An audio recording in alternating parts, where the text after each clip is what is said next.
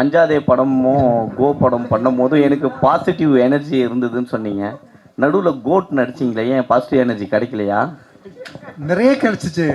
இல்லை, அது அது வந்து நான் ஒரு குட்டி கேரக்டராக பண்ணியிருக்கோம்.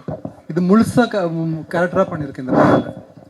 ஸோ அதனால் அதை பற்றி பேசுகிறேன். அது எனக்கு வந்து இண்டிவிஜுவலாக எனக்கு வந்து ரொம்ப பிடிச்ச படங்கள். அஞ்சாதையும் சரி, கோவும் சரி. ஆமாம், ஹீரோவை பண்ணனால.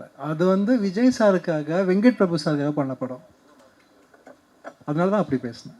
சிவனா சிவனா வாரம் வாரம் 10 படம் வருது. ஏற்கனவே விஷால் சார் பீரியட்ல இருந்தப்ப ரிலீஸ் ரெகுலேஷன் கொண்டு வந்தாங்க. அப்போ உதயா சாருக்கு தெரியும். இப்போ அந்த ரிலீஸ் ரெகுலேஷன் வந்துச்சுன்னா தயாரிப்புக்கு வந்து உதவியாக இருக்கும். ஏன் அதை வந்து எல்லா சங்கமும் சேர்த்து செஞ்சா என்ன? ஆனால் இப்போ வந்து செய்யறதுக்கு நாங்கள் ரெடி, மீதியை பன்னீர் உதயான்னு தான் பார்க்கணும். ஏன்னா இப்போ நாங்கள் ஆக்டிவாக இருக்கிறோம், அதில் ரெடியாக இருக்கும்.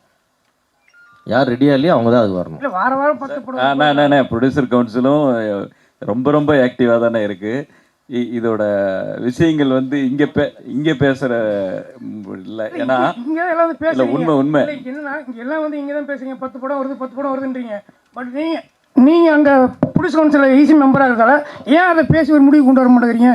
இல்லைண்ணா, அது ஒவ்வொரு நிகழ்வும் அங்கே நடந்துக்கிட்டே இருக்குது. ஆக்சுவலாக எல்லாமே அங்கே நடக்கிற விஷயங்களில், மீட்டிங்கில் நடக்கிறதெல்லாம் வந்து வெளியே பேசக்கூடாது, சொல்லக்கூடாதுங்கிறது ஒரு உங்களுக்கே தெரியும்.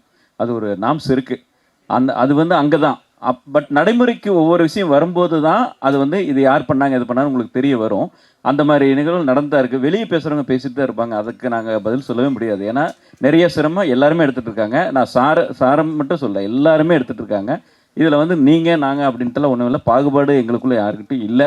அது வெளியே வந்து எப்படின்னா அந்த மாதிரி இருந்தால் தான் கொஞ்சம் நல்லாயிருக்கும்னு நினைக்கிறவங்களுக்கெல்லாம் அது வந்து கண்டிப்பாக அது மூஞ்சில் அடித்த மாதிரியான நிகழ்வுகள் வரும். ஏன்னா நல்லது நடக்கும் கண்டிப்பாக சார். ப்ரொடியூசர்ஸுக்கு நல்லது நடக்கும்.